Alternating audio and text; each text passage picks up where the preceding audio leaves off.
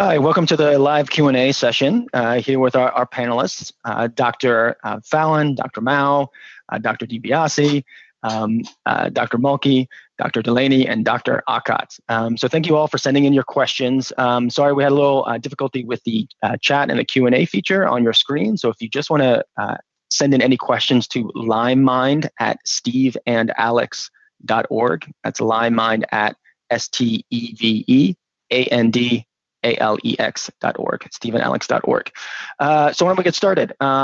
Thank you, all the doctors here for taking the time to participate in the Q&A. First question that we got, I'm just going to read it out to you and you kind of respond and comment as you see fit. What are the odds of getting more recognition for migratory nerve issues as a Lyme symptom? And then talking about a little bit in terms of exploratory treatments around that. I think that's a great question, Ben. Certainly, it's been well recognized for a long time that neuropathic symptoms are part of the features of Lyme disease. So it's not a question that the nervous system is strongly involved. The question is, how do you document it well? And I know Dr. DiBiase has some thoughts on that particular topic. The pain syndromes that are associated with Lyme, and particularly these migratory nerve issues, I think the first step for us to understand it better is to be able to objectively measure it. And we have some exciting new technologies at our center with Julia Finkel, who is an anesthesiologist. And she's really interested in measuring pain in all sorts of settings. And she's now applying this to Lyme patients. And it's very fascinating. It's really, the patients really appreciate it because on a screen you can actually see, and she can reproduce the pain that they have been experiencing. So it's, for some of them, it's the first time that someone can objectively acknowledge and actually see, a quantitation of what it is that they're experiencing and that you can't explain. So I think that's really exciting, and we'd be excited to apply that more to Lyme patients. And then once you have those measurements, it would be really interesting then to try different treatments that have been used for other sorts of pain to see how they apply specifically to Lyme-induced neuropathic pain. Yeah, so I think objectifying it will really bring it to the fore. So that's so important and very exciting. And while we're on the topic of Children's National Hospital, a couple pediatric questions. Could undiagnosed pediatric Lyme disease present with sudden infant death? And I guess, is there any research in that area? I'll take that first, and I'll send it over to Dr. Mulkey, who's one of my colleagues and our neurologist. We don't know the answer to that. I think anytime we have a disease that's difficult to diagnose and has been studied as little as it has in the setting of congenital infections, we have to have an open mind about all sorts of things that could be related to that. So again, I think the first step is to understand what is the role of Lyme disease in congenital infection. How does it affect the mom's immune system, the placenta? Is it a direct effect? If it happens, is it a direct effect of the Borrelia germ, or is it the inflammatory response?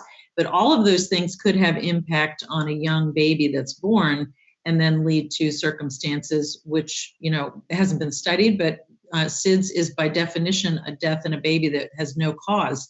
We look at the standard things like seizures and heart disorders, and those are absent, but perhaps there are other inflammatory effects, and certainly it should be looked into if Lyme could be one of those. But Sarah, do you have other thoughts about that?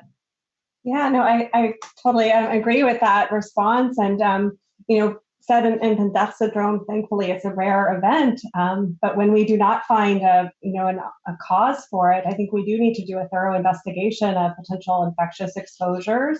And then going back to the mom's history and making sure that we understand if there was any types of infections that the mother had during her pregnancy, because that could be something we need to look at in that baby. And without asking the right questions, I think some of these things can go missed. I'll just add on to that. Go on, Dr. Mel. Dr. Alan McDonald, a pathologist who did a lot of work in Lyme disease from early on. He, in one of his papers in 1989, reported that he actually looked at I believe it was 10 cases of SIDS in New York, where he practiced, obtained permission to study some of the tissues, and actually did find, I believe it was in 2 of the cases, they were 2 4-month-old babies, spirochetes that were morphologically consistent with Borrelia burgdorferi, but there was no, to my knowledge, further testing. But he proposed at that time doing a prospective study of SIDS cases. That's interesting. Yeah. I think on a related note, another question here, has anyone done research to determine how long a baby born of untreated Borrelia infected mother would test positive for antibodies, and how to know if those are just the mother's antibodies or are they the baby's own antibodies to the Borrelia infection? I mean, to my knowledge, no one's done a methodical study. There may certainly be case reports, but no one's done a methodical study to look at the serologic or antibody response in either a pregnant mother or in the infant after birth. And I think that's a very interesting question. We actually talked about these immune responses and antibody responses because pregnancy is a immunosuppressed state. So it's possible that the immune response, even just a pregnant mother, may be very different from a non-pregnant woman, and that may impact transmission to the baby or how the placenta is affected, or the baby's immune response itself. The way we would tell antibodies, if it were a simple question, which I don't think it will be, but we have 2 types of antibodies. Some are called IgM, which are the first antibodies that are made when someone is infected. And then as the immune response matured, we have what are called IgG antibodies. And IgG are the only ones that cross the placenta after 36 weeks of gestation. So in a premature infant, there would not be transfer. But in a full-term baby, the IgG, you really cannot tell if that's from the mom or the baby until at least a year after the mom's blood has disappeared from the baby's system. IgM antibodies, on the other hand, do not cross the placenta. So IgM in the baby usually is looked at as evidence that the baby itself is infected and making those antibodies. And we use that theory really for diagnosis of many congenital infections. The problem is IgM antibodies are very difficult to interpret. Sometimes they're positive when it's not really true. Sometimes they're negative when it is there. But that is how we would tell those 2 apart. Okay, jumping to a little bit different topic. I know Dr. Delaney mentioned this a little bit at the end. Why has homeopathy been so widely ignored in the treatment of Lyme and tick-borne disease? I'm assuming that's more mainstream medicine. And would Johns Hopkins and the Clinical Trials Network consider homeopathy in a research trial to treat Lyme?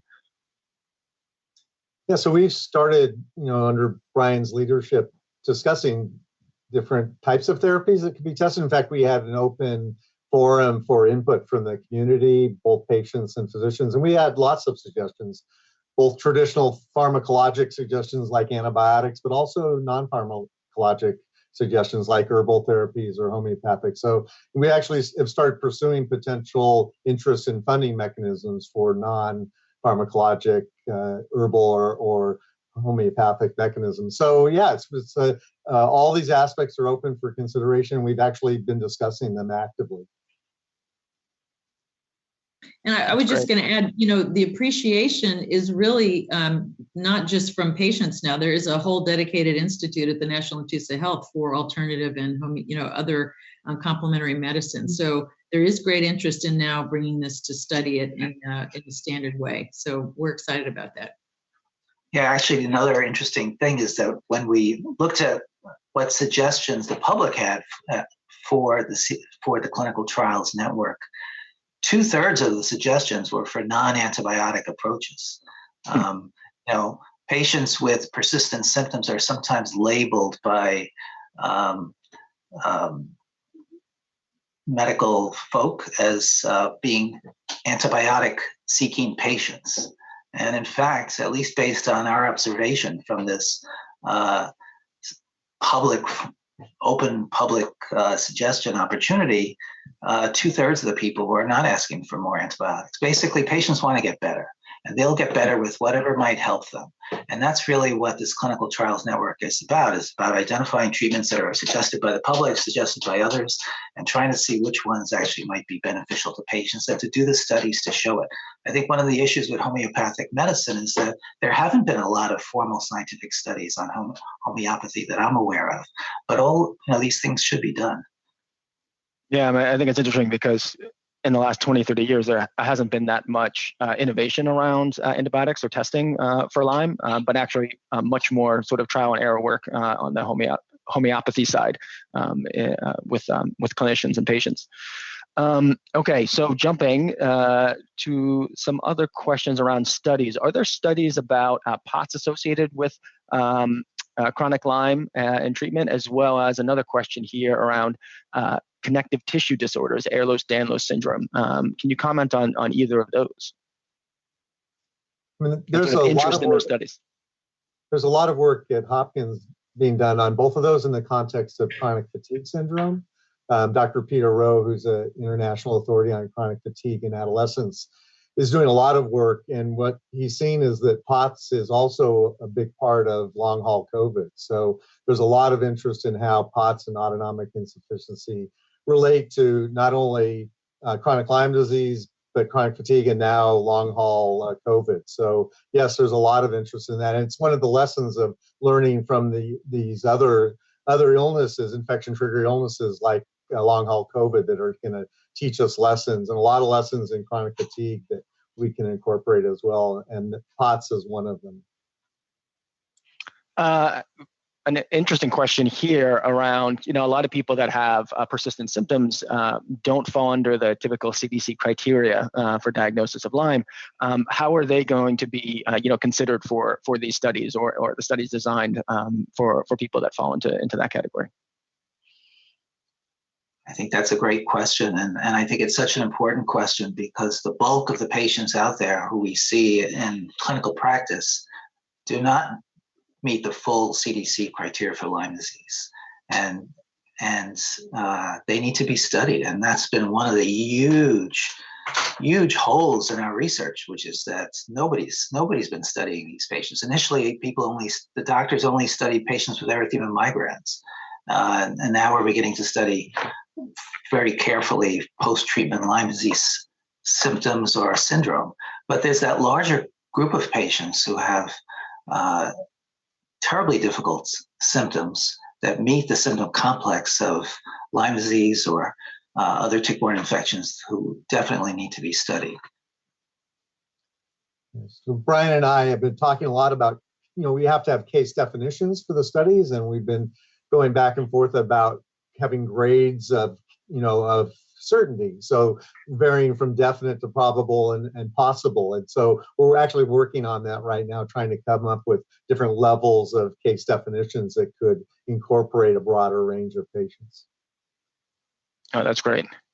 Couple quick questions on CHAR. So the Cohen Center at Columbia, Dr. Fallon. One is, when can basically new people, register for an appointment? And then the second one is around insurance and how much is it going to cost in terms of like out of pocket? Because I know a lot of people have concerns about out of pocket expenses. Sure. I'm going to let Dr. Delaney answer this because she is the medical director of CHAR. She's dealing with these questions every day. That's very kind of you. Thanks. So in terms of the insurances that we accept, we do accept most major insurances, except for Cigna and Emblem are two that we do not accept. We are beginning to see patients via telemedicine, but we already have had a significant amount of interest. So there are a lot of people looking for appointments. We're currently looking to hire additional physicians. So that's sort of the rate limiting step in terms of how many patients we can see. But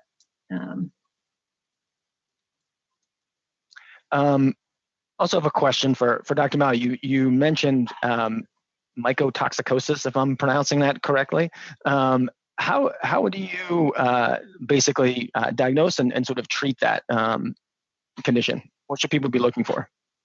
Yeah, so as part of my history, I do a really complete environmental history looking for possible exposures to water damaged buildings that could have mold contamination, whether the home, the workplace, the school. And then in terms of if I'm suspicious that it could be contributing, there is urine mycotoxin testing available. There's some controversy around it. I would say it's an emerging science, but I have found that in my pediatric patient population of Lyme patients with persistent symptoms after standard treatment, that a sizable proportion have, I believe, mycotoxicosis contributing to their illness in a significant way.